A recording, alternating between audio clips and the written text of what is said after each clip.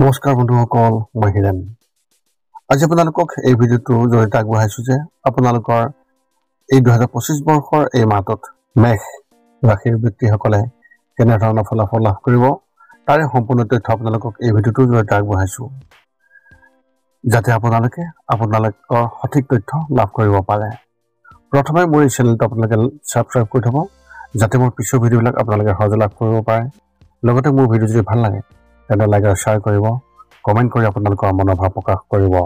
এতিয়া আহোঁ মূল বিষয়লৈ। আজি আমি জানিম এই 2025 বৰ্ষৰ এই মাহটোত সম্পূৰ্ণ ৰাশিফলৰ বৰ্ণন। আমাৰ সকলোৰে মনত এটা কৌতূহল আছে যে আগন্তুক মাহটো আমাৰ বাবে কেনেকুৱা হ'ব। বহু ধৰণৰ প্ৰশ্ন আমাৰ মনত উদয় হয়, যেনে ব্যৱসায় বা চাকৰিৰ ক্ষেত্ৰত অগ্ৰগতি হ'বনে নহয়, বা কিবা নতুন প্ৰত্যাহ্বানৰ সন্মুখীন হ'বলগীয়া হ'ব নেকি, এনেধৰণৰ বহুতো প্ৰশ্ন। সেয়েহে আপোনালোকক এই ভিডিঅ'টোৰ জৰিয়তে ৰাশি আৰু ৰাশিফলৰ ওপৰত ভিত্তি কৰি ৰাশিফলৰ ওপৰত বিভিন্ন গ্ৰহ আৰু নক্ষত্ৰমণ্ডলৰ প্ৰভাৱ আৰু গতিবিধিৰ বিষয়ে অধ্যয়ন কৰিছোঁ। এই কথা মনত ৰাখি আমি আপোনালোকক এই 2025 বৰ্ষৰ এই মাহটোত ৰাশিফলৰ মতে সঠিক মূল্যায়ন কৰিছোঁ, যাতে আপোনালোকে সেই অনুসৰি প্ৰস্তুতি চলাব পাৰে। আপোনালোকে এই ভিডিঅ'ত আপোনালোকৰ পৰিয়াল, আৰ্থিক, কেৰিয়াৰ, শিক্ষা, প্ৰেম আৰু স্বাস্থ্যৰ লগতে আৰু বিভিন্ন তথ্য আপোনালোকে এই ভিডিঅ'ত লাভ কৰিব। ইয়াৰ দ্বাৰা আপুনি জানিব পাৰিব যে আপোনাৰ ৰাশিফলৰ অনুসৰি কি কি প্ৰস্তুতি চলাব লাগিব। গতিকে আপোনাৰ ৰাশিফল অনুসৰি প্ৰস্তুতি চলাওক।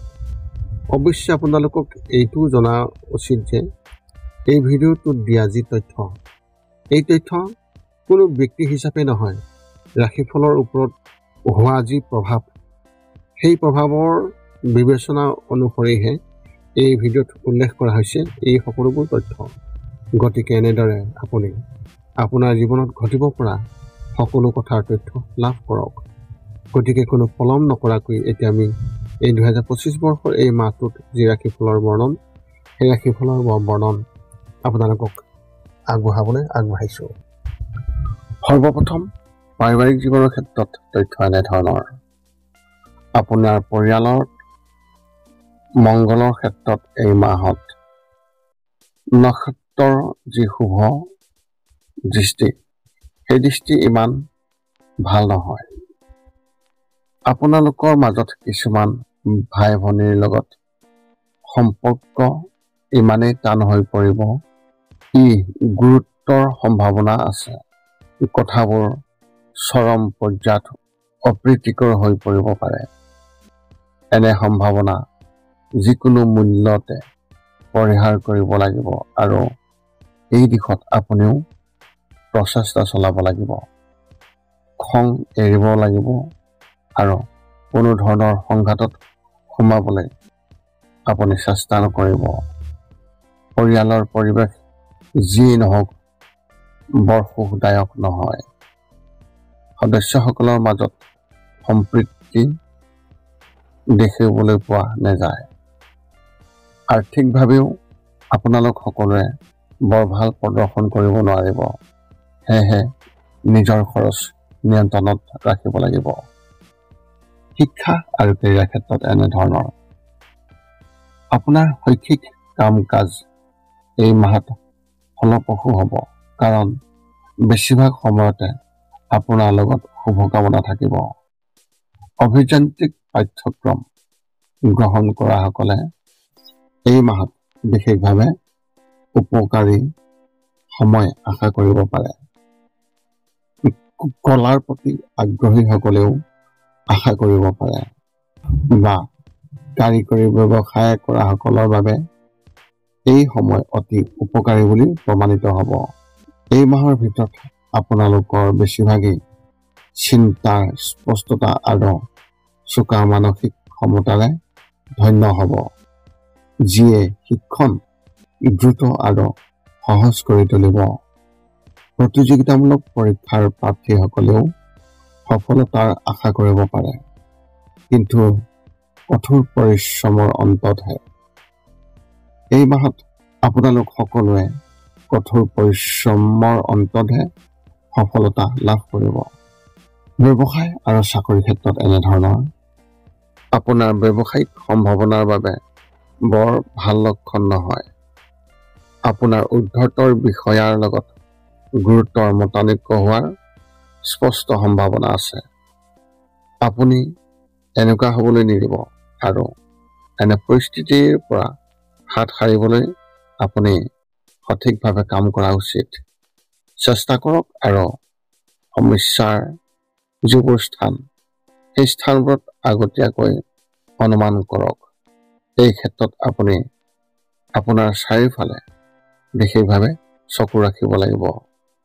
আপুনিও গোটেই মাহটো কিছু নিৰাপত্তাহীনতা অনুভৱ কৰিব আৰু ইয়াৰ ফলত আপোনাৰ সিদ্ধান্তত বিশেষভাৱে প্ৰভাৱ পৰিব।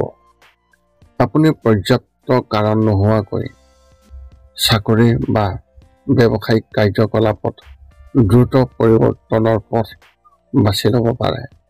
যিকোনো পৰিৱৰ্তন ভালদৰে বিবেচনা কৰিহে ল'ব লাগিব। প্ৰেমৰ ক্ষেত্ৰত এনেধৰণৰ সম্পৰ্কত থকা ব্যক্তিসকলে ইজনে সিজনক চিনি পাবলৈ আৰু অধিক সময় খৰচ কৰা উচিত। আপোনাৰ সংগীৰ বাবে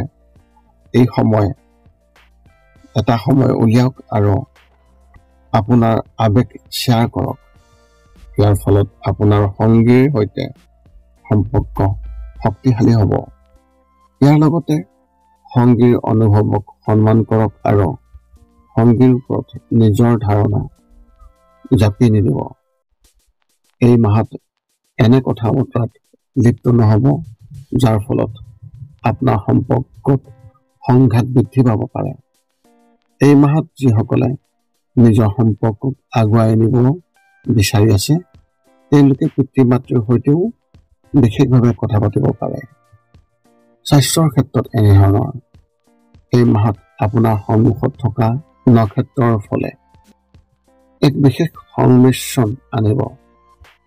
আপোনাৰ অবিৰত সুস্বাস্থ্য বজাই ৰখাত যথেষ্ট সহায় কৰিব।